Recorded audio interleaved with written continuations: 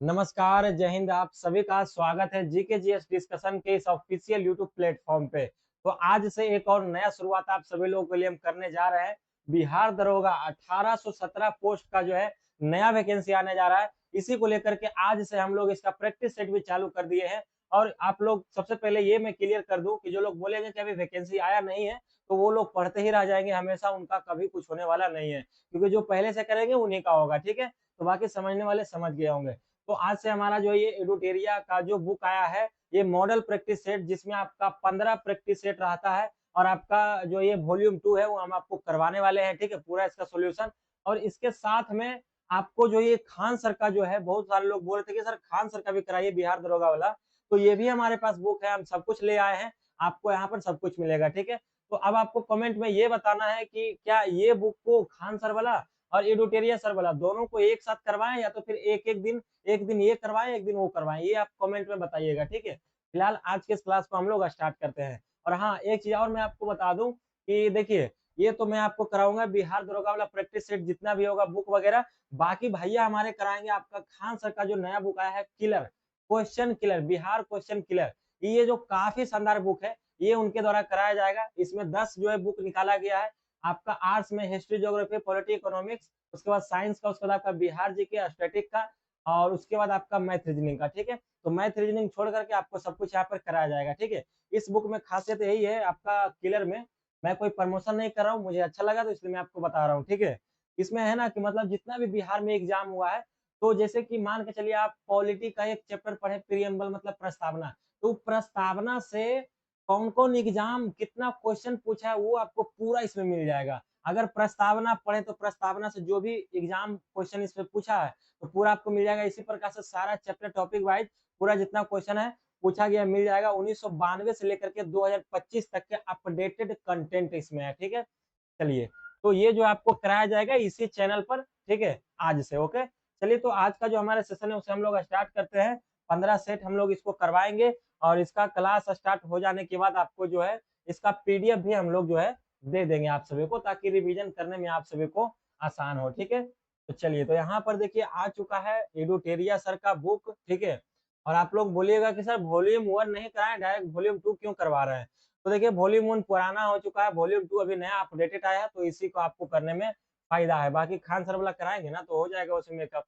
देख सकते हैं बिहार दरोगा 15 मॉडल प्रैक्टिस सेट है, और इसमें क्वेश्चन जो है ना काफी अच्छा अच्छा दिया हुआ है। ठीक है, चलिए, बाकी बातें होते रहेगा बीच बीच में। हम बाकी आज का जो हमारा सेशन है इसे हम लोग स्टार्ट कर लेते हैं। ठीक है, चलिए, इसको हम थोड़ा सा जो जूम कर लेते हैं, ताकि आप लोगों को जो अच्छा से इसका प्रश्न जो है दिखाई दे। ठीक है, चलिए, पहला क्वेश्चन आप सभी के सामने स्क्रीन पर है कि नवीनतम आंकड़ों के अनुसार भारत में सर्वाधिक कोयला जो है भंडार वो किस राज्य में है। पूछ रहा है कि अभी एक हाल ही में आंकड़ा निकाला गया, नवीनतम आंकड़ा मतलब होता है नया आंकड़ा। ठीक है, अभी हाल ही फिलहाल का, तो उसमें बोला मतलब उसमें पूछ रहा है कि कोयला के बारे में निकाला गया नवीनतम आंकड़ा। तो बताइए कि कौन सा राज्य में जो सबसे ज्यादा जो कोयला पाया जाता है। उड़ीसा में, झारखंड में, छत्तीसगढ़ में, तो पश्चिम बंगाल में। तो अभी जो आंकड़ा हुआ है नया वाला, इसमें आपका जो उड़ीसा में सबसे ज्यादा कोयला है। ठीक है, उड़ीसा में जो है सबसे ज्यादा कोयला है, तो ये आपका उत्तर हो जाएगा। ठीक है, बाकी बात करें कितना है, तो 88,106 पॉइंट लगभग में कुछ आपका है ऐसे ही। ठीक है, और बाकी पूरा अगर भारत का आपसे बात करता है तो आपको बताना 3,61,000 कुछ ऐसे ही आप लोग समथिंग मान करके चलिए, लेकिन 3,61,000 ये आप लोग याद रखिएगा। ठीक है, और उड़ीसा में पूछेगा तो 88,106। चलिए, अगला प्रश्न की ओर चलते हैं। अगला प्रश्न है कि डिजिटल प्रशिक्षण प्लेटफॉर्म एकलव्य का अनावरण किसने किया। एकलव्य जो है एक डिजिटल प्रशिक्षण प्लेटफॉर्म है, इसका अनावरण मतलब इसको कौन यूज कर रहा है, तो देखिएगा डीआरडीओ, इसरो, भारतीय सेना यानी इंडियन आर्मी, और आईआईटी बॉम्बे। तो ये जो एकलव्य है ना, इसको हमारा भारतीय सेना यूज कर रहे हैं। भारतीय सेना इसलिए यूज कर रहा है क्योंकि ये जो एकलव्य डिजिटल प्लेटफॉर्म से प्रशिक्षण के लिए, ट्रेनिंग के लिए, तो इंडियन आर्मी में ट्रेनिंग को जो है और बेहतर बनाया जा सके, वैसा ही कुछ ये एकलव्य जो है एक ये डिजिटल प्लेटफॉर्म है, जो कि भारतीय सेना इसे अभी यूज कर रही है। ठीक है, चलिए आगे चलते हैं अगला प्रश्न की ओर। अगला जो हमारा तीसरा नंबर प्रश्न है आप सभी के सामने स्क्रीन पर। नर्मदा एवं ताप्ती नदियों के मुहाने पर द्वीप है। देखिए, नर्मदा और जो ताप्ती नदी जहां से है उसका मुहाना, उस पे पूछ रहा है कि कौन सा द्वीप है। अलिया बेट द्वीप है, या तो फिर आपका वेलिंगटन द्वीप है, उसके बाद आपका खदिया बेट द्वीप है, एक से अधिक है। तो ये आपका सभी है।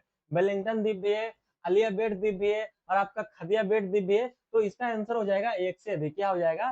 तो एक से अधिक हो जाएगा। ठीक है, अगला प्रश्न की ओर चलते हैं। अगला प्रश्न आप सभी के सामने है।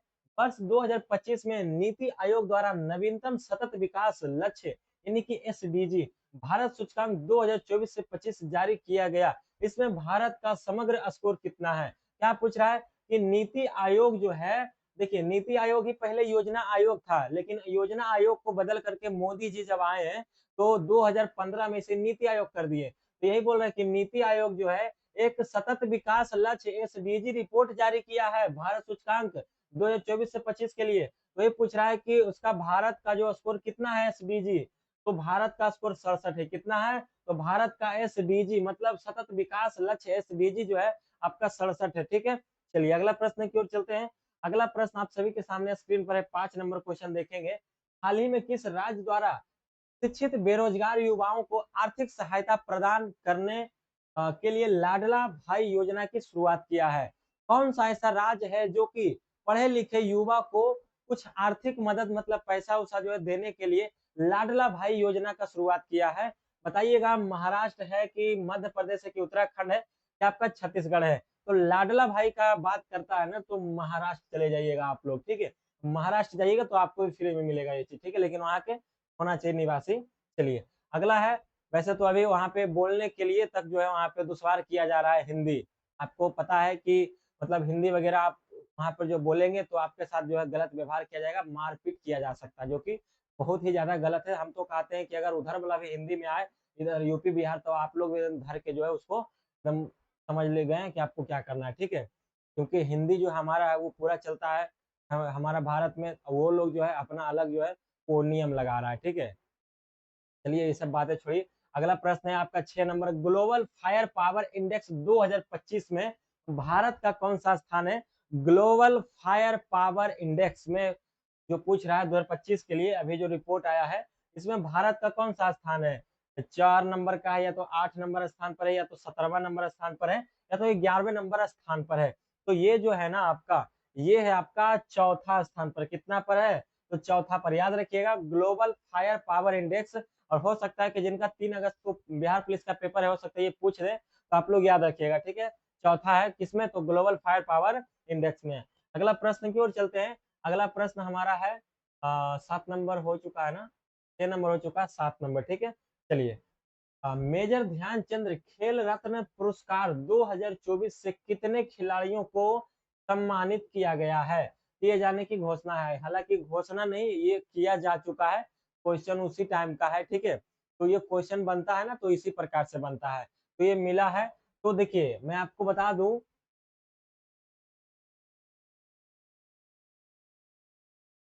7 नंबर क्वेश्चन आपके सामने है कि मेजर ध्यानचंद खेल रत्न पुरस्कार 2024 में से जो है कितने खिलाड़ियों को सम्मानित किए जाने की घोषणा की गई है? तो कितने खिलाड़ी को ये जो है ये सम्मानित किया जाएगा? तो 3 है कि 5 है कि आपका 2 है कि आपका 4 है? तो आपका 4 जो खिलाड़ी हैं उनको सम्मानित किया जाएगा किससे? तो मेजर ध्यानचंद खेल रत्न पुरस्कार 2024 से। ठीक है, चलिए अगला प्रश्न की ओर चलते हैं। भारत का पहला स्वदेशी रूप से विकसित प्रदूषण नियंत्रण पोत का नाम क्या है, जिसे अगस्त 2024 में लॉन्च किया गया है? तो इस पोत का नाम की अगर बात करें, संध्यायक विक्रम समुद्र प्रताप अरिहंत। तो ये जो आपका पोत है ये आपका है समुद्र प्रताप। क्या है? तो आपका समुद्र प्रताप है। ठीक है, चलिए अगला प्रश्न की ओर चलते हैं। अगला प्रश्न आप सभी के सामने है कि भारत का पहला, ये तो हो ही चुका है ना, अगला चलते हैं। 9 नंबर प्रश्न आप सभी के सामने है। 15 अप्रैल 2005 को 23वें विधि आयोग के अध्यक्ष किसे नियुक्त किया गया है? तो अभी जो है हाल ही में 2025 में जो है विधि आयोग जो चेंज हो गए हैं, यानी कि 15वें विधि आयोग नया जो बने हैं, वही पूछ रहा है कि उनका नाम क्या है? दिनेश माहेश्वरी, ऋतुराज अवस्थी, सलीम पारेख, दिनेश सकलानी। तो ये जो 15वें जो आपके, ये सॉरी 15वें नहीं, 23वें जो विधि आयोग बने हैं 15 अप्रैल 2023 को नया वाला, तो वो है आपका दिनेश माहेश्वरी। कौन है? दिनेश माहेश्वरी। अगर आपसे पूछ देगा कि इसके पहले कौन था विधि आयोग, तो ये था आपका ऋतुराज अवस्थी। क्या था? तो ऋतुराज अवस्थी, न्यायमूर्ति ऋतुराज अवस्थी, ये आपका 22वें हो जाएंगे। क्या हो जाएंगे? 22वें हो जाएंगे, ठीक है। क्योंकि ये नया वाला ये 23वां है, तो ये जो पुराना वाला वो 22वां हो जाएंगे, ठीक है। चलिए अगला प्रश्न की ओर चलते हैं। अगला प्रश्न है 10 नंबर। अब मुझे इधर आना होगा।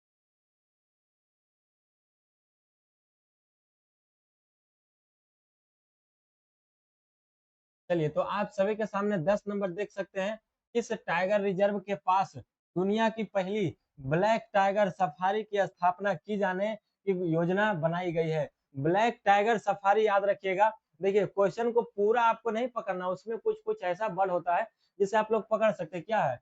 Black tiger safari. तो जैसे ही ब्लैक टाइगर सफारी आएगा तो आपको मार देना है इसका आंसर। इसका आंसर क्या होगा? Kanha tiger reserve, Jim Corbett tiger reserve, Simlipal tiger reserve, या तो बांदीपुरी टाइगर रिजर्व। तो ये हो जाएगा सिमलीपाल टाइगर रिजर्व जो है वो घोषणा किया है कि आपका ब्लैक टाइगर सफारी की स्थापना वो करेगा, ठीक है। चलिए अगला प्रश्न की ओर चलते हैं। अगला प्रश्न आप सभी के सामने है कि 11 नंबर 18वीं भारत वन स्थिति रिपोर्ट, जो पेड़ पौधा वाला होता है, ठीक है, वन स्थिति रिपोर्ट 2023 के अनुसार भारत के कितने प्रतिशत क्षेत्र में वन एवं वृक्षावरण है? यानी कि वन का जो फैलाव है वो कितने प्रतिशत है भारत में, ये आपसे पूछ रहा है। 2023 के अनुसार जो वन रिपोर्ट आया था 2023 में, उसके हिसाब से पूछ रहा है, ठीक है। ये हर साल जारी किया जाता है, तो ये 2023 को लेकर के पूछ रहा है। 24.92%, 25.17%, 25.71%, 24.19%। तो अगर ये वन रिपोर्ट 2023 का बात करेगा तो बी ऑप्शन इसका सही हो जाएगा, मतलब 25.17%। 25.17 मतलब 25.17 याद रखिएगा आप लोग, ठीक है। चलिए अगला प्रश्न की ओर चलते हैं। अगला प्रश्न आप सभी के सामने 14 नंबर है, जो कि कुछ इस प्रकार से है कि निम्नलिखित में दिए गए भिन्न का आरोही क्रम। यहाँ पर देखिए वो आपको मैथ दे दिया, इसको काट काट करके देखना है कि आरोही क्रम में कौन है, ठीक है। तो आप लोग जो है इसका आंसर मैं आपको डायरेक्ट बता देता हूँ। इसका आंसर सी है। बाकी आप लोग इसे जो है काट छाट के देखिएगा ना, तो आपका पॉइंट में सब आएगा। जो आपका आरोही क्रम में रहेगा वही आपका आंसर हो जाएगा, ठीक है। चलिए अगला प्रश्न की ओर चलते हैं। एक आदेश के जरिए सभी राजनीतिक दलों के लिए संगठनिक चुनाव कराना और आयकर रिटर्न भरना अनिवार्य कर दिया गया है। ऐसे आदेश किसके द्वारा जारी किया जाता है? तो ये जो भी चुनाव से संबंधित रहेगा तो ये कौन जारी करेगा? भारत के चुनाव आयोग ही ना जारी करेंगे। तो भारत के चुनाव आयोग जो है इसका सही उत्तर हो जाएगा, ठीक है। चलिए अगला प्रश्न की ओर चलते हैं। अगला प्रश्न जो है आप सभी के सामने है, ऊपर हम लोग कर लेते हैं। चलिए 14 नंबर क्वेश्चन आप सभी लोग देखेंगे तो ड्रेकेंसबर्ग पर्वत किस महाद्वीप में है? ड्रेकेंस वर्ग पर्वत जो है वो किस महाद्वीप में है? एशिया महाद्वीप में है, दक्षिणी अमेरिका में है, अटलांटिका में है, या तो फिर अफ्रीका महाद्वीप में है, ठीक है। तो इसका सही उत्तर हो जाएगा ड्रेकेंसबर्ग पर्वत। ये आपका अफ्रीका महाद्वीप में, ठीक है। और इस महाद्वीप को एटलस पर्वत भी कहा जाता है, ठीक है। एटलस पर्वत, एटलस पर्वत भी इसको बोला जाता है, ठीक है। चलिए अगला प्रश्न की ओर चलते हैं। हाल ही में भारत ने किस नदी पर बने बगलिहार डैम से पाकिस्तान को जाने वाला जो है पानी रोक दिया है? तो झेलम नदी, या तो आपका सिंधु नदी, सतलज नदी, या तो चिनाब नदी। देखिए क्वेश्चन क्या बोल रहा है कि अभी जो है भारत जो है पाकिस्तान का पानी रोक दिया था, किससे? तो बगलिहार डैम के जरिए। तो पूछ रहा है कि ये जो बगलिहार डैम है बना हुआ, वो किस पर है, किस नदी पर बना हुआ है? तो चिनाब नदी पर है। किस पर है? तो आपका चिनाब नदी पर है। और आपका सिंधु जल समझौता भी जो है इसको सस्पेंड कर दिया हमारा भारत ने। ये आपका पहलगामा ये जो आतंकी हमला किया था, जिसमें हमारे जो है बेकसूर लोगों को आतंकवादियों ने मारा था, तो उसमें क्या हुआ कि हमारे जो भारत की तरफ से एक्शन लिया गया, सिंधु जल समझौता को सबसे पहले रद्द किया गया और पानी बंद किया गया। उसके बाद जो है हमारा ये बगलिहार डैम से जो है पानी बंद कर दिया है, जो कि बगलिहार डैम कहाँ है? तो चिनाब नदी पर है। उसके बाद और एक जो है पानी के लिए लेकर के चर्चा चलाया जा रहा है, तो और कुछ एक्शन लेगा तो और ज्यादा बेहतर रहेगा, ठीक है। चलिए आगे चलते हैं। अगला प्रश्न की ओर 15 नंबर, जो कि आप सभी लोग देख सकते हैं। पद्म पुरस्कार से सम्मानित स्वामी शिवानंद सरस्वती का हाल ही में निधन हो गया है, वह कौन थे? जो हमारे बात करते हैं स्वामी शिवानंद जी के बारे में, तो देखिए मैं आपको थोड़ा-सा बताना चाहता हूँ। ये जो है बनारस, ठीक है? ये बनारस में क्या करते थे? तो योगा करते थे और सबको सिखाते भी थे। तो इसका ऑप्शन क्या हो जाएगा? योग गुरु थे। क्या थे? हमारे जो स्वामी शिवानंद जो सरस्वती जी थे, ये योग गुरु थे, जो कि कहाँ ये अपना प्रशिक्षण देते थे? तो ये जो है आपका बनारस में, यूपी के बनारस में, ठीक है? चलिए, अगला प्रश्न की ओर चलते हैं। अगला प्रश्न आप सभी के सामने 17 नंबर आप लोग देख सकते हैं कि लकुंडी स्मारक किस राज्य में स्थित है, जिसे यूनेस्को की विश्व धरोहर स्थलों की संभावित सूची में शामिल करने की प्रस्ताव रखा गया है? तो इसका अगर उत्तर की बात करें, कर्नाटक है या केरल है या आंध्र प्रदेश है या तमिलनाडु है, तो ये हो जाएगा आप सभी का कर्नाटक, ठीक है? क्या हो जाएगा? तो याद रखिएगा, लकुंडी जैसी आएगा, लकुंडी कहाँ कर देना है? तो कर्नाटक में। का से कुंडी और का से आपका कर्नाटक हो जाएगा, ठीक है? चलिए अगला प्रश्न की ओर हम लोग जो है चलते हैं। के सामने देख सकते हैं कि लोकसभा अध्यक्ष ओम बिरला ने 2025 से 26 के कार्यकाल के लिए किसे संसदीय प्राक्कलन समिति का जो है अध्यक्ष नियुक्त किया है? प्राक्कलन एक समिति है, वही पूछा है कि उसका अध्यक्ष, उसका मेन जो है अध्यक्ष जो है वो किसको बनाया गया है? और जो बनाने वाला कौन है? तो लोकसभा के जो अध्यक्ष है ओम बिरला, ओम उसी के द्वारा जो है ये अध्यक्ष को चुना जाता है प्राक्कलन समिति का, ठीक है? तो ये पूछ रहा है कि किसे चुना गया है? संजय जायसवाल को या तो बैजयंत पांडा को या तो फिर आपका लालजी वर्मा को या तो फिर आपका तारिक अनवर को। तो ये किसको चुना गया है? तो संजय जायसवाल को। किसको? तो संजय जायसवाल को अध्यक्ष बनाया गया है प्राक्कलन समिति का, जो कि इसको नियुक्त यानी इसको जो है चुने कौन है? तो ये लोकसभा के अध्यक्ष ओम बिरला, ठीक है? यानी कि अभी जो लोकसभा के अध्यक्ष कौन है? तो ओम बिरला है। इस प्रकार से भी आप लोग याद रखिएगा इस क्वेश्चन को, ठीक है? अगला प्रश्न की ओर चलते हैं। अगला प्रश्न है कि स्थानीय स्तर पर छोटे नगरों में प्रशासन चलाने वाली इकाई को क्या कहा जाता है? जैसे कि छोटा-मोटा कोई जिला है, तो उसमें जो प्रशासन जो चलता है उसे क्या कहता है? नगर पंचायत, छावनी बोर्ड या नगर निगम या तो फिर नगर परिषद। तो देखिए मैं आपको बता दूं, जो छोटा-मोटा जो कस्बा जिला होता है, उसको जो नगर परिषद बोला जाता है। क्या बोला जाता है? तो नगर परिषद। ये जो है नगर निगम और आपका ये नगर निगम से ये छोटा होता है, ठीक है? नगर निगम और नगर पालिका, ये दोनों से आपका नगर परिषद जो है छोटा होता है, ठीक है? जैसे बात करें शेखपुरा जिला का, तो शेखपुरा जो आपका जिला है, ये आपका नगर परिषद में आता है। किसमें? नगर परिषद में। पटना जिला है तो नगर निगम में आएगा, ठीक है? बिहार शरीफ है तो नगर निगम में आएगा। इस प्रकार से जो बड़े-बड़े जिले होते हैं, ठीक है? चलिए अगला प्रश्न की ओर चलते हैं। अगला जो हमारा प्रश्न है वो देख सकते हैं 20 नंबर आप सभी के सामने है कि ग्राम पंचायत के सचिव के संबंध में कौन सा जो है कथन वो सही है? तो पूछ रहा है कि ग्राम पंचायत के जो सचिव हो, सचिव जी आपको जो फिल्म देखे होंगे पंचायत, उसमें सचिव जी रहते हैं ना, उसी पर तो सब खेला होता है। तो वही सचिव जी के बारे में बोल रहा है कि कौन सा कथन सही है? उसे ग्राम पंचायत के मतदाताओं द्वारा जो निर्वाचित किया जाता है, तो बिल्कुल भी नहीं। जो सचिव होता है ग्राम पंचायत का, उसे ग्राम के लोग थोड़ी चुनते हैं, वो तो ग्राम के लोग जो वार्ड मेंबर को चुनते हैं, ठीक है? अगला है उसे राज्य सरकार द्वारा मनोनीत किया जाता है, उसे राज्य सरकार द्वारा नियुक्त किया जाता है, उसका मनोनयन केंद्र सरकार द्वारा किया जाता है, तो नहीं। तो ये सी ऑप्शन सही हो जाएगा, मतलब कि उसे राज्य सरकार द्वारा नियुक्त किया जाता है। क्या कहा जाता है? तो राज्य सरकार द्वारा जो उसे नियुक्त किया जाता है, ठीक है? मतलब कि अगर आप लोग देखते होंगे जो आपका बिहार एसएससी जो कंडक्ट करवाती है परीक्षा, तो अभी जो आपका बिहार एसएससी सीजीएल आया था इंटर लेवल का, उसमें देखे ना कि आपका एक सचिव का भी पोस्ट था। तो वही सचिव के बारे में बोल रहा है कि उसे जो कौन नियुक्त करता है? तो बिहार सरकार, क्योंकि बिहार यहाँ पर बीएसएससी कराता है ना, तो यही तो हो गया आपका राज्य सरकार, ठीक है? चलिए अगला प्रश्न की ओर चलते हैं। अगला है किस नंबर की निम्न कथनों पर विचार कीजिए? पहला है कि संसद हमारे लोकतंत्र का आधार स्तंभ है, बिल्कुल है, ठीक है? ये सही हो जाएगा आपका। संसद में हम अपने मनोनीत प्रतिनिधियों के माध्यम से प्रतिनिधित्व कर पाते हैं, बिल्कुल ये भी सही है। जैसे कि आप लोग जिसे चुन करके भेजते हैं संसद में, ठीक है? या तो फिर लोकसभा में भेजते हैं, तो वही ना हम लोग का आवाज उठाता है। लेकिन आज के टाइम में उठाता-पुठाता ये सब आवाज कुछ नहीं, बस अपना फ़ायदा देखता है, ठीक है? एक बार जीत जाने के बाद। तो ये क्वेश्चन का मतलब यहाँ पर ये सही है, ठीक है। तो उपरोक्त में से कौन सा जो है कथन सही है, तो 1 और 2 दोनों हो जाएगा, ठीक है। 1 और 2 दोनों हो जाएगा, ठीक है। चलिए अगला प्रश्न की ओर चलते हैं। अगला प्रश्न आप सभी के सामने है। 22 नंबर देख सकते हैं आप सभी लोग। यहाँ पर बोल रहा है कि इंदिरा साहनी एवं अन्य बनाम भारत संघ का प्रसिद्ध मामला किसके लिए प्रसिद्ध है।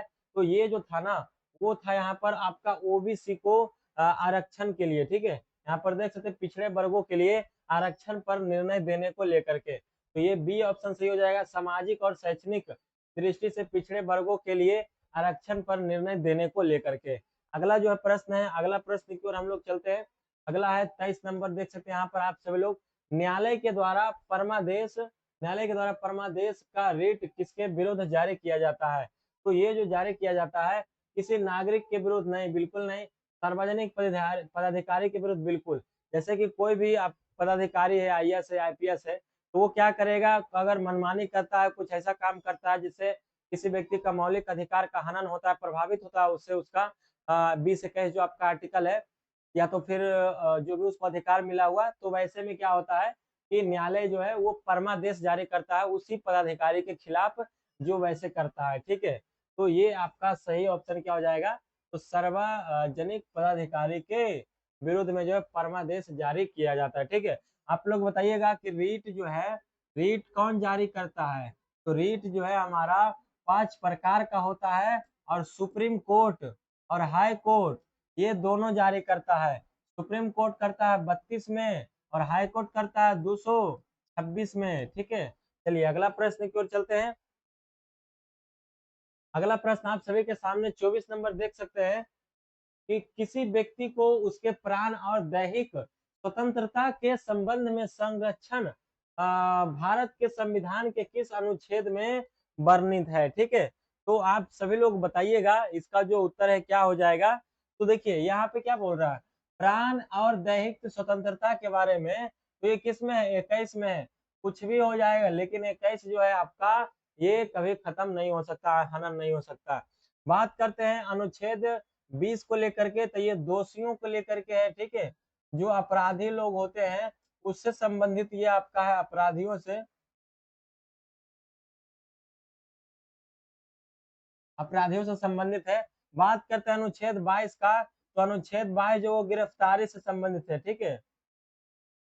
वो गिरफ्तारी से है, मतलब अगर आपको कोई गिरफ्तार करके पुलिस ले जाएगा, तो इसमें ऐसा प्रावधान है आप सभी लोगों के लिए कि आप उससे सवाल कर सकते हैं कि आप मुझे किस रिपोर्ट के अनुसार आप मुझे गिरफ्तार कर रहे हैं, कुछ आप वारंट दीजिए, मुझे क्या हुआ है। ऐसे आप नहीं ले जा सकते। उसके बाद भी अगर ले चल गया तो 24 घंटा तक ही आपको जेल में रख सकता है। उसके बाद वो उसे जो है वहाँ पे जो कोर्ट होता है उसमें उसको जो है हाजिर करना होता है, ठीक है। अगर नहीं करेगा तो फिर उसके ऊपर जो जो भी दरोगा, यानी जो भी आपके पास आएगा, वो उसके ऊपर जो है सवाल जवाब उठने लगता है कोर्ट की तरफ से, ठीक है। तो ये चीज आप लोग इसमें कर सकते हैं 22 में, ठीक है। चलिए अगला प्रश्न की ओर हम लोग चलते हैं। अगला जो हमारा प्रश्न है, आप सभी लोग देखिए अब इधर आएगा।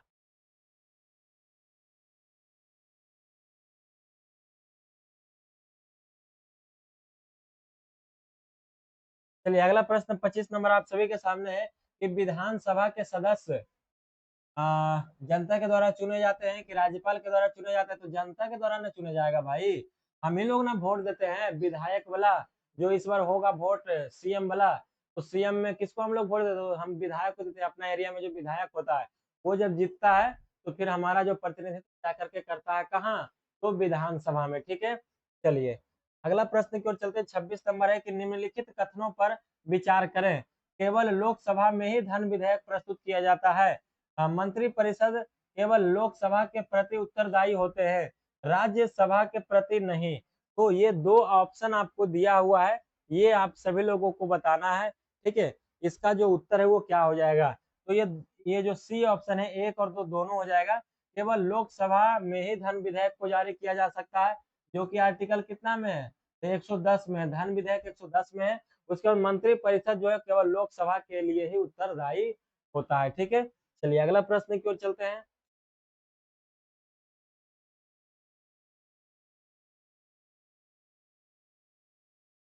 अगला प्रश्न है कि स्वतंत्र भारत के प्रथम विदेश मंत्री कौन थे?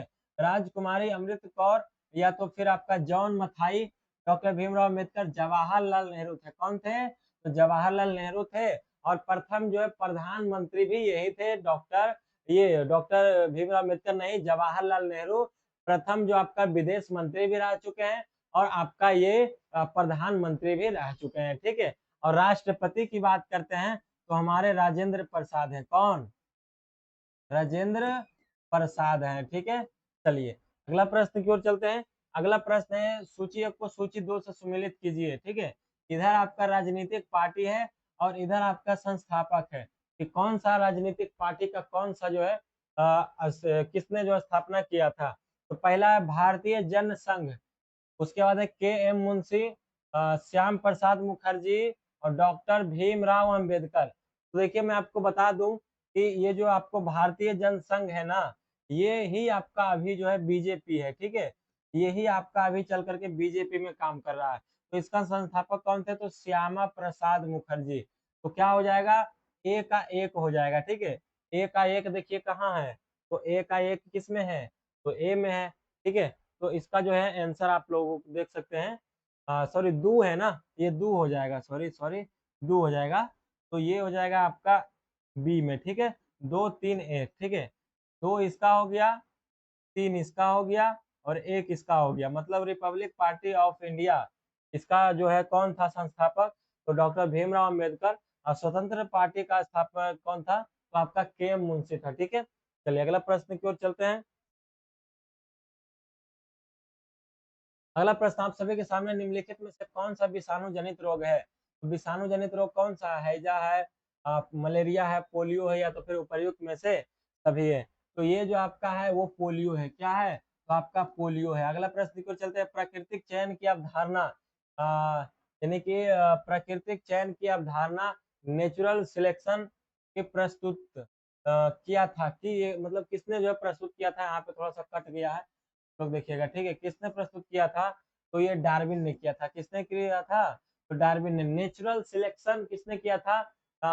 तो ये प्रस्तुत तो ये डार्विन ने किया था। चलिए अगला प्रश्न की ओर चलते हैं। अगला प्रश्न आप सभी के सामने है कि मानव शरीर में निषेचन यानी कि फर्टिलाइजेशन की प्रक्रिया कहाँ होती है? गर्भाशय में कि डिंब वाहिनी में कि योनि में कि अंडाशय में? तो ये होता है आपका डिंब वाहिनी में। ठीक है।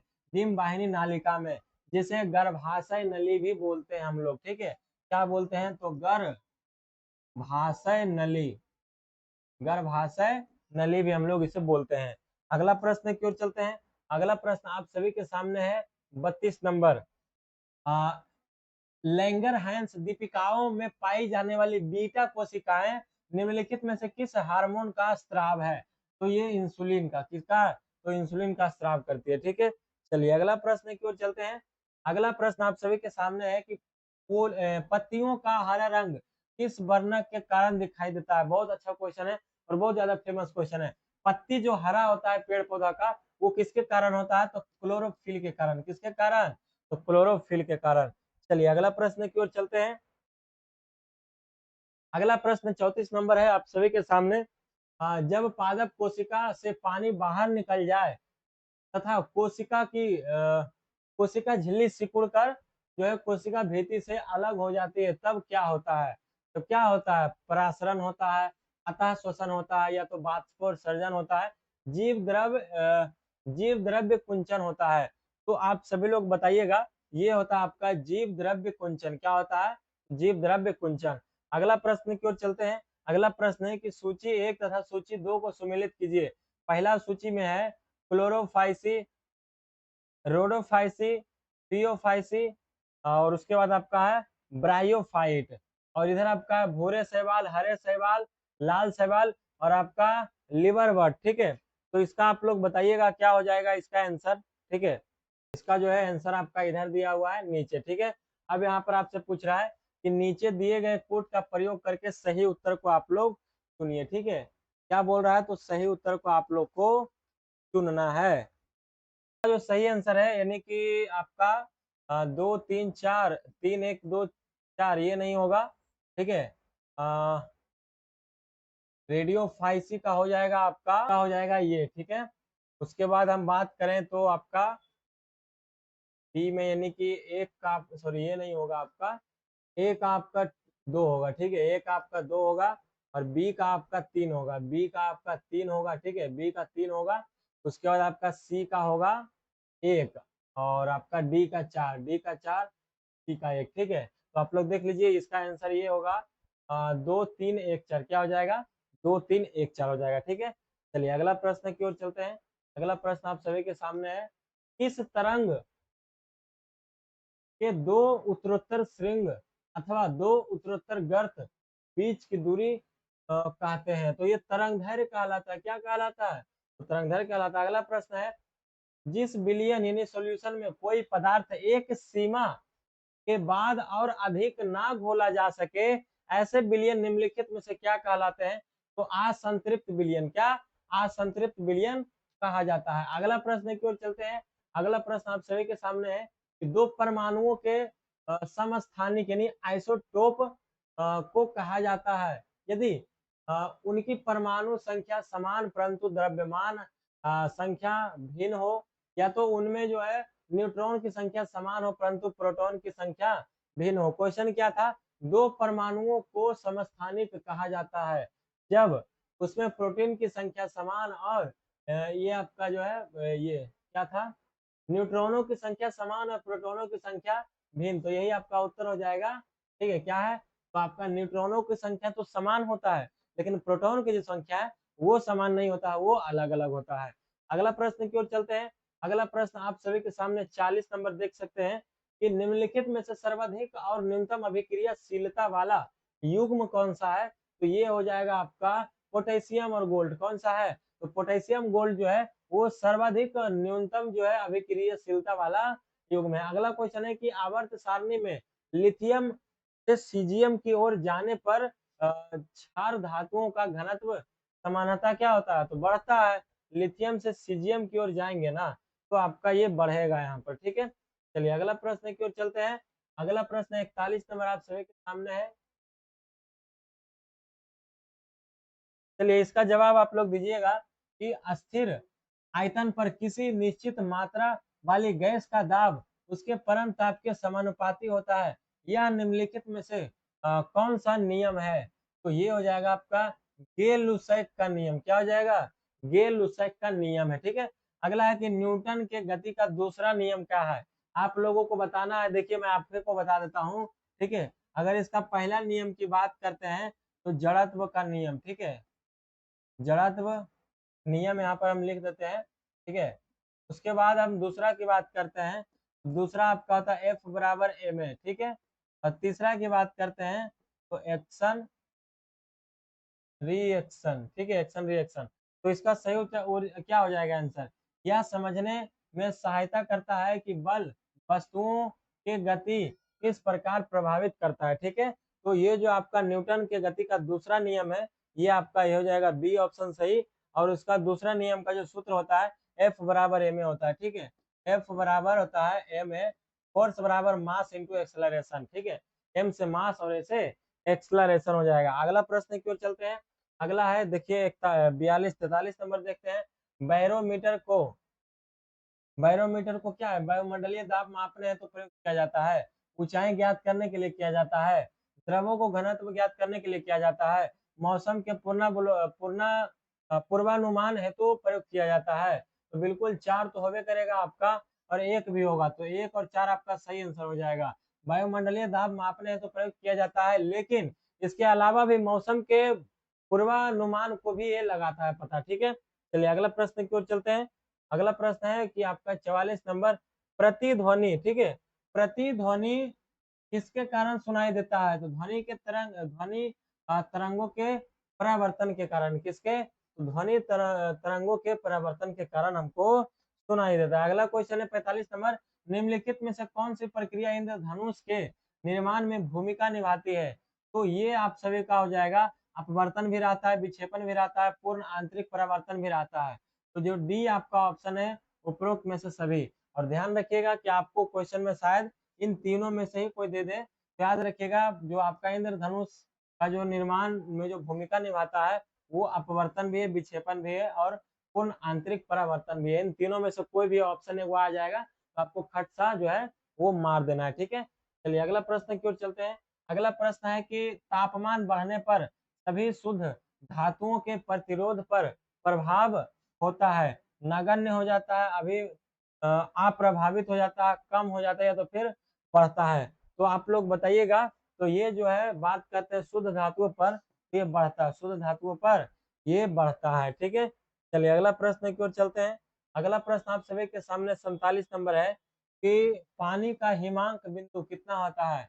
पानी का जो है वो हिमांक बिंदु कितना होता है, तो इसका होता है 34 डिग्री फ़ारेनहाइट। कितना, तो 34 डिग्री फ़ारेनहाइट होता है। किलाउआ ज्वालामुखी, देखिए ज्वालामुखी नहीं होगा, ज्वालामुखी यहाँ पर होगा। ठीक है, गलत लिखा हुआ किताब में। ज्वालामुखी किस द्वीप पर स्थित है, हवाई द्वीप पर। किस द्वीप पर है, तो ये हवाई द्वीप पर है। अगला है कि 1934 में किसके नेतृत्व में कांग्रेस सोशलिस्ट पार्टी की स्थापना हुई थी, तो ये आचार्य नरेंद्र देव एवं जयप्रकाश नारायण के जो है नेतृत्व में जो है कांग्रेस सोशलिस्ट पार्टी का स्थापना किया गया था। बताइएगा कि आपका इंडियन नेशनल कांग्रेस यानी जो आपका कांग्रेस पार्टी है उसका स्थापना कब हुआ था, तो 1885 में। अगर बीजेपी का अगर हम लोग बात करते हैं, ठीक है, बीजेपी का बात करते हैं तो 1980 में किया गया था। ठीक है, चलिए अगला प्रश्न की ओर चलते हैं। अगला प्रश्न 50 नंबर आप सभी लोग देख सकते हैं कि निम्नलिखित में से कौन सा 1857 की क्रांति का अग्रगामी था। तो बताइएगा कौन था, नील विद्रोह था कि सन्यासी विद्रोह की पावना विद्रोह या तो फिर अलगुलान विद्रोह। तो ये अलगुलान ही था। कौन था, तो अलगुलान ही था। ठीक है, तो 50 तक हम लोगों ने पूरा कर लिया है। बताइएगा अभी तक अगर आप वीडियो में बने हुए हैं तो सेशन कैसा लग रहा है। ठीक है, बाकी इसी एनर्जी के साथ हम लोग इसे कंटिन्यू करते हैं। बस थोड़ा सा हम लोग जो है पानी को पी लेते हैं ताकि एनर्जी वगैरह जो है वो बिल्कुल बना रहे। ठीक है,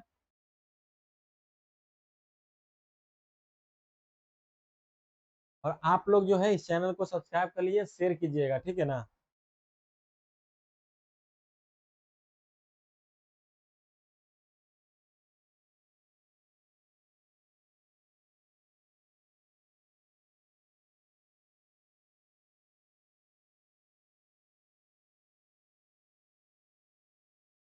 चलिए अगला क्वेश्चन हम देखते हैं। 51 नंबर सूची का, सूची एक को सूची दो से आपको मिलाना है। ठीक है, ध्यान दीजिएगा। प्रथम सूची आप लोग देख सकते हैं सोम प्रकाश, इंडियन मिरर, युगांतर और आपका नेटिव ओपिनियन। और आपका किसने लिखा है, यहाँ पर उसका नाम है BN मंडलिका, देवेंद्र नाथ टैगोर, ईश्वर चंद्र विद्यासागर। ठीक है, उसके बाद आपका बारिंद्र कुमार घोष। ठीक है, तो आप लोग बताइएगा इसका सही उत्तर हो जाएगा आपका ए। क्या हो जाएगा, तो ए हो जाएगा। यानी कि हम बात करें जो सोम प्रकाश जो है वो किसने लिखा है, तो ईश्वर चंद्र विद्यासागर। उसके बाद बात करते हैं आपका इंडियन मिरर। तो इंडियन मिरर जो है आपका देवेंद्र नाथ टैगोर का है। उसके बाद हम बात करते हैं आपका युगांतर। तो युगांतर आपका किसका है, तो बारिंद्र कुमार घोष का है। और नेटिव ओपिनियन किसका है, तो आपका BN मंडलिका का है। ठीक है, चलिए अगला प्रश्न की ओर चलते हैं। अगला प्रश्न आप सभी के सामने 52 नंबर है। ठीक है, भारत में तुगलक वंश के बाद कौन सा वंश दिल्ली पर जो है शासन किया। पहले तुगलक वंश का शासन था दिल्ली पर, इसके बाद बोल रहा है कि कौन सा वंश आया था, तो सैयद वंश। किसने किया था शासन, तो सैयद वंश ने तुगलक के बाद में। अगला प्रश्न है कि इनमें से किसने 1857 के विद्रोह में सक्रिय रूप से भाग लिया था। नाना साहब तो लेवे किए थे। कहाँ से, तो ये कानपुर से थे। ठीक है, कानपुर से थे। उसके बाद हम बात करते हैं बेगम हजरत महल। तो ये आपका था कहाँ से, तो लखनऊ से थे। ठीक है, लखनऊ से थे ये। उसके बाद हम बात करते हैं मौलवी अहमदुल्ला। ये आपका शायद थे फैजाबाद से। ठीक है, कहाँ से, तो आपका फैजाबाद से। ठीक है, तो ये तीनों था, तो इनमें से सभी आंसर हो जाएगा। क्या हो जाएगा, इनमें से सभी। तो ये भी याद रखिएगा, नाना साहब कहाँ से किए थे, कानपुर से। बेगम हजरत महल लखनऊ यूपी से। और आपका ये मौलवी अहमदुल्ला अहमदुल्ला जो किए थे वो किए थे आपका फैजाबाद से। ठीक है, तो ये तीनों भी आपको याद रखना है। चलिए अगला प्रश्न की ओर चलते हैं। अगला प्रश्न जो कि आपको ऊपर और करना होगा तभी आपको दिखाई देगा। उस स्वतंत्रता सेनानी का नाम बताइए जिन्होंने गवर्नर जनरल को निम्नांकित पंक्तियां लिखी। क्या लिखी भाई? तो पंक्तियां आप लोग पहले पढ़िए। मैं घुटने टेक कर रोटी मांगी लेकिन उसके बजाय मुझे पत्थर मिला। रोटी नहीं मिला, पत्थर मिला। मैं ऐसे प्रत्युत्तर से आश्चर्यचकित नहीं हूं। ब्रिटिश राष्ट्र केवल शक्ति के सामने झुकता है। ब्रिटिश राष्ट्र जो था वो केवल जो शक्ति के सामने झुकता है। इन्होंने रोटी मांगा लेकिन उनको पत्थर दिया गया। तो ये किसने बोला था? तो महात्मा गांधी। किसने? तो महात्मा गांधी ने। अगला प्रश्न की ओर चलते हैं। नाजीवाद किसका समर्थक था? नाजीवाद जो पार्टी था वो किसका समर्थक था? तो राज्य की सर्वोच्चता के सिद्धांत का। किसका? तो राज्य की सर्वोच्चता सिद्धांत का ये समर्थक था। ठीक है, चलिए अगला प्रश्न की ओर चलते हैं। अगला प्रश्न है 56 नंबर। निम्नलिखित में से कौन यूटोपिया नामक पुस्तक का लेखक है? यूटोपिया नामक पुस्तक का लेखक कौन है बताइएगा निम्नलिखित में से? पेट्रोक है, या तो फिर रोजर बेकन है, या तो फिर इरेस्मस है, या तो फिर थॉमस मोरे है। तो ये हो जाएगा आपका थॉमस मोरे। क्या हो जाएगा? तो थॉमस मोरे हो जाएगा। अगला प्रश्न है कि लोथल नगर संदर्भ में निम्नांकित में से कौन सा कथन सही नहीं है? लोथल के बारे में 4 गो स्टेटमेंट दिया है और 3 गो जिसमें सही है, एक वो गलत है, तो वही आपको जो है वो छांटना है। ठीक है, पहला है कि यह गुजरात में माही नदी के किनारे बसा था। ठीक है, माही नदी के किनारे बसा था, तो यही तो गलत है भैया। ठीक है, सही नहीं है, तो यही तो गलत हमको लग रहा है। यह एक बंदरगाह भी था, बिल्कुल सही है। इस नगर में एक भंडार गृह भी था, मतलब भंडारण रखने वाला जो एक हाउस होता है, ठीक है, स्टोर रूम। यह एक इमारत मिली, यहाँ जो है एक इमारत मिली जहाँ मनके बनाने की काम होता था। बिल्कुल सही है, तो ये तीनों सही है, बाकी ये गलत है, तो यही आपका उत्तर हो जाएगा ये वाला। ठीक है, चलिए अगला प्रश्न की ओर चलते हैं। अगला प्रश्न देखते हैं 58 नंबर।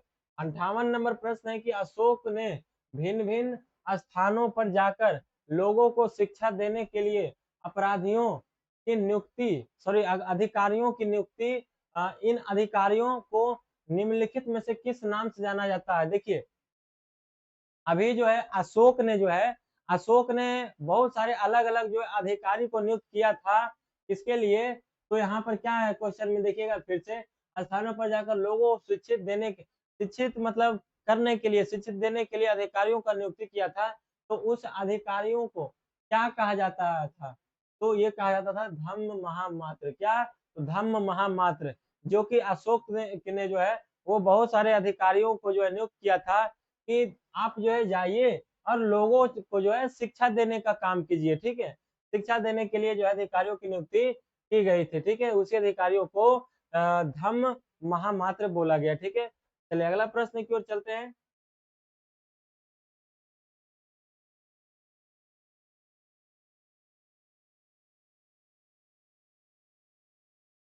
अगला प्रश्न है कि गंधार कला शैली एक समन्वय है। बताइएगा भारतीय तथा फारसी कला का, भारतीय तथा चीनी कला का, भारतीय तथा तुर्की अफगानी का, भारतीय तथा यूनानी कला का। भारतीय तथा यूनानी कला का ही क्या है? तो हमारा एक गंधार कला शैली एक समन्वय है। इसका तो भारतीय तथा यूनानी कला का। अगला है कि हर्ष के संदर्भ में निम्नलिखित में से कौन सा कथन असत्य है? हर्ष के बारे में जो है 4 कथन दिया हुआ, उसमें से क्या बोल रहा है कि कौन सा कथन असत्य है? ठीक है, हर्ष के दरबारी कवि बाणभट्ट ने हर्ष की जीवनी लिखी है। ठीक है, तो ये जो है बिल्कुल सही बात है। ठीक है, उसके बाद बात करते हैं तो हर्ष अपनी राजधानी थानेश्वर से हटाकर कन्नौज हो गया कर दिया था। बिल्कुल सही है। हर्षवर्धन बौद्ध धर्म के महायान मत से प्रभावित था। बिल्कुल सही है, लेकिन ये गलत है कि फाहियान हर्ष के शासन काल में आया था। ठीक है, चलिए अगला प्रश्न की ओर चलते हैं। अगला प्रश्न आप सभी के सामने 61 नंबर है कि चेर शासकों ने अपनी अभिलेखों में से किस भाषा का जो है वो प्रयोग किया था? तो मलयालम का। किसका? तो मलयालम का। अगला है कि महात्मा बुद्ध के संदर्भ में निम्नलिखित कथनों पर विचार कीजिए। इन्होंने अपना पहला उपदेश सारनाथ में दिया। बिल्कुल ठीक है, ओके। उसके बाद यहाँ पर है इनके उनके उपदेश आत्मा और परमात्मा के विषय में होते थे, नहीं, ई बिल्कुल गलत है। ये दूसरा वाला भी सही है, तो 1 और 3 सही हो जाएगा। सी ऑप्शन बिल्कुल सही आपका है, 1 और 3। उन्होंने दुःख को निवृत्त के लिए जो है अष्टांगिक मार्ग, मतलब दुःख को दूर करने के लिए 8 मार्ग को आप लोग अपनाइए, जिसमें से आज एको मार्ग नहीं अपनाते हैं, ठीक है। चलिए अगला चलते हैं। 63 नंबर क्वेश्चन देखेंगे कि जनगणना 2011 के अनुसार भारत के निम्नलिखित में से किस केंद्र शासित प्रदेश का लिंगानुपात सबसे अधिक है? तो पुदुचेरी का, किसका है? तो पुदुचेरी का है, ठीक है। अगला है कि भारत और अमेरिका के बीच होने वाला संयुक्त सैन्य अभ्यास, युद्ध अभ्यास 2024 का आयोजन कहाँ किया गया? तो मेघा ये राजस्थान में।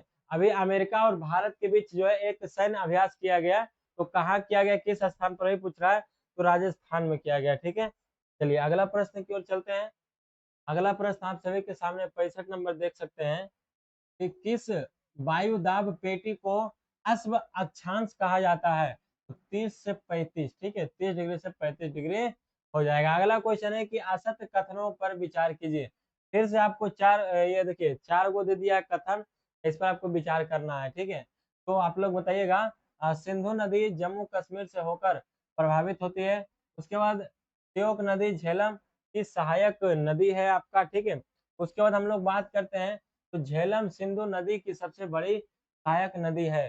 तो ये आप सभी का जो है बिल्कुल सभी असत्य हो जाएगा, सभी के सभी क्या है, तो ये गलत है, ठीक है। चलिए अगला प्रश्न की ओर चलते हैं। अगला प्रश्न आप सभी के सामने है कि हाल ही में किसने खेलो इंडिया यूथ गेम्स के 7वें संस्करण का उद्घाटन किया है? तो प्रधानमंत्री नरेंद्र मोदी जी। कौन? प्रधानमंत्री नरेंद्र मोदी जी ने किया था। अगला प्रश्न देखते हैं। अगला प्रश्न है कि ये सूची 1 को सूची 2 के साथ में आपको जो है सुमेलित करना है। नर्मदा इधर आपका है, इधर आपका नागार्जुन सागर है, मोटूर बांध है। कौन सा बांध किस नदी पर आपका बना हुआ है, ठीक है। तो आप लोग बताइएगा इसका उत्तर क्या हो जाएगा? तो इसका उत्तर डी आपका है, यानी ए का 4। नर्मदा आपका जो है ओकेश्वरी बांध है, नर्मदा पर जो ओकेश्वरी बांध बना हुआ है। उसके बाद बात करते हैं, तो आपका ये जो चंबल है, यानी कि राणा प्रताप जो सागर है वो किस पर है? चंबल नदी पर है। उसके बाद हम लोग बात करते हैं सी का, यानी कि आपका जो नागार्जुन सागर बांध है वो आपका कृष्णा पर है। और कावेरी आपका कहाँ है? कावेरी के लिए छूट रहा ना, कावेरी आपका मेट्टूर बांध है। कावेरी पर क्या है? तो आपका मेट्टूर बांध बना हुआ है, ठीक है। अगला प्रश्न की ओर चलते हैं। अगला प्रश्न आप सभी का 69 नंबर है। Mg2 स्क्वायर आयतन का इलेक्ट्रॉनिक विन्यास कितना होता है? Mg2 आयतन का इलेक्ट्रॉनिक विन्यास कितना होता है? तो 2 और 8 होता है, ठीक है। निम्नलिखित में से कौन बंदरगाह तमिलनाडु के तट पर स्थित है? तमिलनाडु के तट पर स्थित कौन है? नागापट्टनम, मछलीपट्टनम, और उसके बाद आपका तूतीकोरिन और आपका एनोर। नहीं यहाँ पर पूछ रहा है, क्या पूछ रहा है? अस्तित्व नहीं है। तो ये आपका नागापट्टनम, एनोर, आपका तूतीकोरिन, ये तीनों है, लेकिन आपका मछलीपट्टनम नहीं है, ठीक है। चलिए अगला प्रश्न की ओर हम लोग चलते हैं। अगला प्रश्न है कि निम्नलिखित में से जनजाति और राज्य की कौन सी जोड़ी सही सुमेलित नहीं है? ठीक है, राज्य दिया है और उससे संबंधित जनजाति दिया है, ठीक है। तो बात करें भील, तो गुजरात का ही है। गद्दी की बात करें तो हिमाचल प्रदेश का जनजाति है। टोडा की बात करें तो तमिलनाडु का है, लेकिन बासी जो है वो केरल का नहीं है। तो यही आपका उत्तर हो जाएगा। चलिए अगला क्वेश्चन की ओर चलते हैं। विश्व में कॉफी का सर्वाधिक उत्पादन कहाँ होता है? तो ब्राजील में होता है। कहाँ होता है? तो ये ब्राजील में होता है, ठीक है। चलिए अगला प्रश्न की ओर चलते हैं। इसे देखिए कहवा पात्र भी कहा जाता है, ठीक है, कहवा का पात्र भी कहा जाता है। चलिए अगला प्रश्न की ओर चलते हैं। अगला प्रश्न आप सभी के सामने है 73 नंबर कि टाल की मिट्टी, यानी जो टाल की जो मिट्टी होता है वो फसल के लिए उपयोगी होता है। किस फसल के लिए? तो राबी फसल के लिए। आप लोग कमेंट में बताइएगा कि राबी फसल में कौन कौन सा जो है हम लोग फसल जो उपजाते हैं, ठीक है। चलिए अगला है कि असंगत जोड़ों को पहचानिए। असंगत जोड़ों को पहचानना आपको।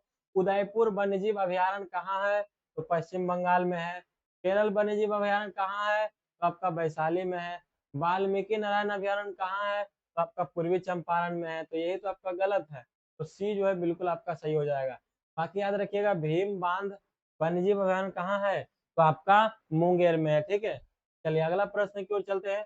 अगला प्रश्न आप सभी के सामने है कि उत्तर पश्चिम भारत में सर्दियों के दिन में होने वाली वर्षा के संबंध में किस मानसून या विक्षोभ से है?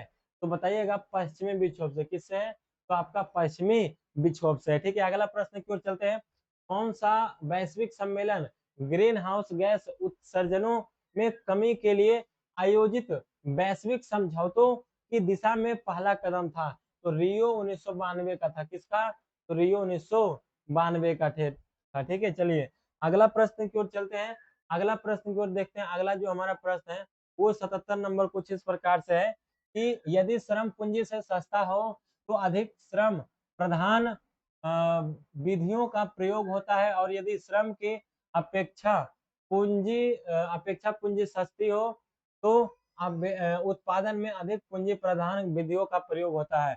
ऊपर दिए गए विवरण में से किस प्रकार का अर्थव्यवस्था निरूपित करता है?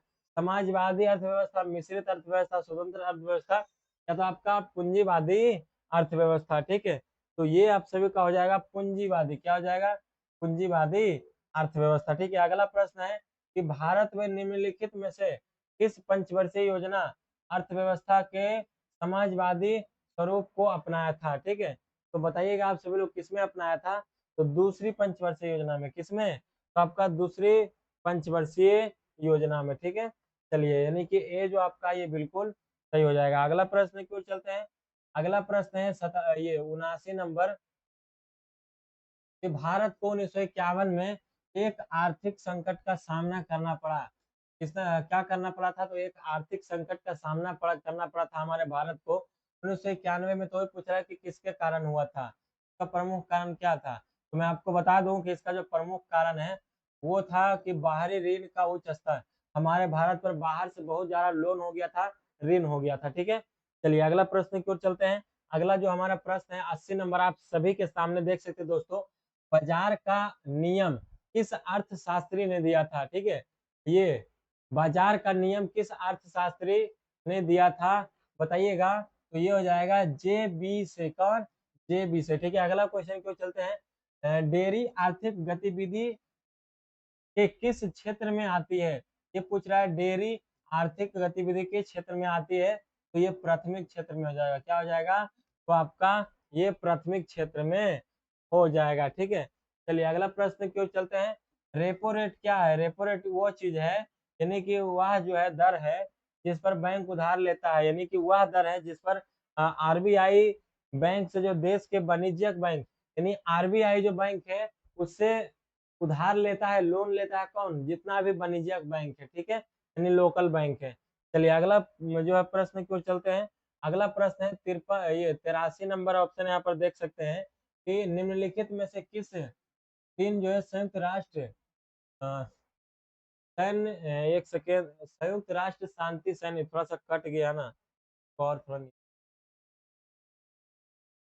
निम्नलिखित में से किस दिन संयुक्त राष्ट्र शांति सैनिकों का जो है अंतर्राष्ट्रीय दिवस मनाया जाता है? तो 29 मई को। कब? तो 29 मई को मनाया जाता है। अगला है कि ग्रुप ए के संगठनों को ग्रुप बी के उसके मुख्यालय से मिला है। ठीक है, तो विश्व व्यापार संगठन यहाँ पर है, देख सकते हैं। उसके बाद यूनिस, तो इसका सही उत्तर हो जाएगा अंतर्राष्ट्रीय न्यायालय का, ये हैंग हो जाएगा। और उसके बाद बात करें खाद्य और कृषि संगठन का, तो आपका ये हो जाएगा ये रोम। और उसके बाद बात करें विश्व व्यापार संगठन का डी, उसके बाद इसका हो जाएगा। अच्छा, मतलब इधर दिया हुआ था ऑप्शन, अच्छा सॉरी, इधर दिया हुआ था ऑप्शन यानी कि एक का था सी। ठीक है, थोड़ा सा इसे देखना पड़ेगा हमें फिर से दोबारा छोटा करके। एक का सी बिल्कुल ठीक है, पर दो का ए था। हाँ ठीक है, तो यही होगा आपका आंसर। ये जो ए वाला ऑप्शन है यही आपका आंसर होगा। एक का सी, दो का ए, तीन का डी, चार का बी। अगला है कि नए संसद भवन के प्रमुख वास्तुकार कौन थे? तो इसके जो वास्तुकार थे वो बीमल पटेल थे। कौन? बीमल पटेल थे। अगला है कि गैबोन देश की राजधानी निम्न में से कौन सा है? गैबोन देश की राजधानी निम्न में से कौन सा है? तो गैबोन देश की जो राजधानी है लिब्रेविले है। कौन है? तो लिब्रेविले है। ठीक है, चलिए अगला प्रश्न की ओर चलते हैं। अगला प्रश्न आप सभी के सामने है कि भारतीय प्राणी सर्वेक्षण की स्थापना निम्न में से किस वर्ष की गई थी 1916 में। कब किया गया था? 1916 में। अनुसूचित जाति अनुसूचित जनजाति मतलब कि ये तो एसटी हो गया और ये आपका एससी हो गया। एससी एसटी अत्याचार निवारण अधिनियम कब बना था? तो बताइएगा आप सभी लोग। 1989 में बना था। कब बना था? तो 1989 में बना था। अगला है कि किस देश की संसद विधायिका को नेसेट कहा जाता है? कौन सा देश ऐसा है जिसका संसद को नेसेट कहा जाता है? तो इजराइल को। इजराइल का जो संसद है इजराइल देश का, उसको हम लोग नेसेट के नाम से जानते हैं। चलिए अगला प्रश्न की ओर चलते हैं। अगला प्रश्न 90 नंबर, यहाँ पर आप लोग देख सकते हैं कि निम्नलिखित में से कौन प्रेम शब्द का पर्यायवाची नहीं है? तो प्रीति, उसके बाद प्रणय, अनुराग, ये सब तो है ही है, लेकिन घिरना है ना, ये नहीं हो सकता। ठीक है, पहली बोल दिया घिरना है। ठीक है, चलिए अगला है कि जो कम बोलता है उसके लिए उपयुक्त शब्द क्या है? कुछ कुछ यहाँ पर हिंदी है, तो जो कम बोले ना उसे आप लोग मितभाषी बोलिएगा। क्या बोलिएगा? तो मितभाषी आप लोग बोलिएगा। अगला है कि भर पेट किस समास का उत्तरदायी है? ना बोलते कि हमको भर पेट खाना खाना है, ये बोल रहा है कि भर पेट किस समास का उत्तरदायी है? तो अव्ययी भाव समास, अव्ययी भाव समास। ठीक है, अगला चलते हैं। अगला आपका जो है 93 नंबर, जो कि अब देखिए यहाँ पर आपका इंग्लिश का क्वेश्चन आ गया। ठीक है, मैं आपको बताता हूँ।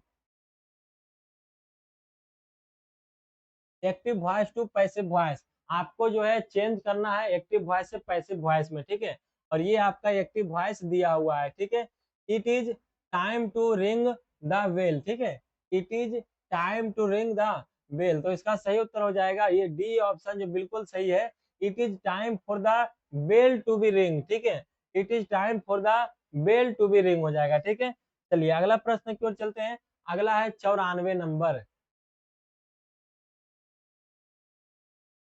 चलिए 94 नंबर देखेंगे question. Fill in the blanks with suitable option.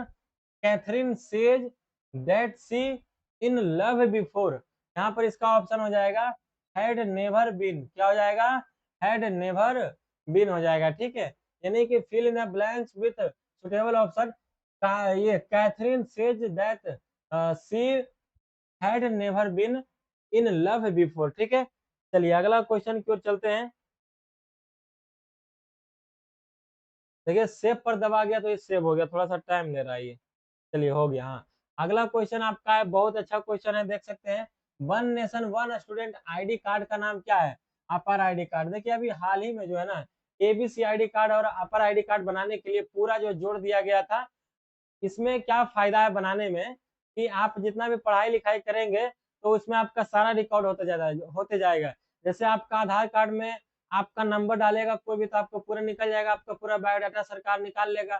तो यही बोल रहा है कि अपर आईडी जो है आपके पास होगा तो आप जितना भी पढ़ेंगे तो स्कूल वाला क्या करेगा, उसमें डाटा अपलोड करेगा। तो एक बार नंबर डालेगा अपर आईडी कार्ड का, आपका पूरा जो है शैक्षणिक योग्यता के बारे में पता चल जाएगा कि आपका कितना परसेंटेज किस चीज में है, क्या आपका जो है परफॉर्मेंस है पढ़ाई में। ठीक है, उसके बाद यहाँ पर देखिए आपका मैथ का 4 क्वेश्चन है, तो इसका हम डायरेक्ट आपको आंसर बता देते हैं मैथ वाला। ठीक है, ये जो है आपका हो जाएगा 120।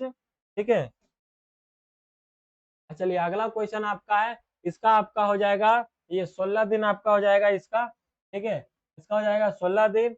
और फिर उसके बाद अगला हम बात करते हैं तो इसका हो जाएगा 25 दिन। ठीक है, उसके बाद हम लोग बात करते हैं अगला, तो ये 2 क्वेश्चन और आपका है, चलिए ऊपर कर लेते हैं। हाँ, 99 नंबर की बात करें तो इसका आंसर हो जाएगा 11, 111 और 185, और इसका हो जाएगा स्वयं। क्या हो जाएगा? तो स्वयं हो जाएगा। ठीक है, तो दोस्तों मैंने जो है आप सभी को आज बिहार दरोगा 1817 पदों के लिए एडुटेरिया का वॉल्यूम 2 प्रैक्टिस सेट 1 पूरा करा चुका हूँ। ठीक है, कल जो हमारा प्रैक्टिस सेट है वो दूसरा चलेगा, और आप लोग बोलिएगा तो एक दिन जो है गैपिंग करके ये खान सर वाला भी करा देंगे। एक दिन खान सर वाला और एक दिन एडुटेरिया। तो क्या होगा, 15 दिन में जो है हमारा ये बुक खत्म हो जाएगा। उसके बाद ये भी 15 को खत्म हो जाएगा, फिर उसमें बचेगा कितना? तो 15 15 30 और 6 36, मतलब फिर आपका 21 को और बचेगा, तो फिर 21 दिन ही चलेगा। ठीक है, तो आप लोग बताइएगा कमेंट में कि आप सभी को कैसे चाहिए क्लास। ओके, तो चलिए दोस्तों, उम्मीद है कि आप सभी को जो है ये समझ में आ गया होगा। बाकी आप लोग जो है सब्सक्राइब कीजिए, चैनल को सपोर्ट कीजिए, इसी प्रकार से हम आप सभी को देते रहेंगे। और इसका पीडीएफ जो है हम अपलोड अभी करा देते हैं। ठीक है, इसका पीडीएफ हम अभी आपको अपलोड करा देते हैं टेलीग्राम पे। ठीक है, तो चलिए आज का जो हमारा सेशन था इसे यहीं तक रखते हैं। फिर से हम मिलेंगे आपके साथ कल नए सेशन, नए क्लास में। तब तक के लिए आप लोग पढ़ते रहिए, ध्यान रखिए, स्वस्थ रहिए, मस्त रहिए, बिज़ी रहिए और आपको जॉब ज़रूर लगेगा जब आप लोग मेहनत कीजिएगा तो, ठीक है? चलिए आप सभी लोगों को जय हिंद, जय भारत।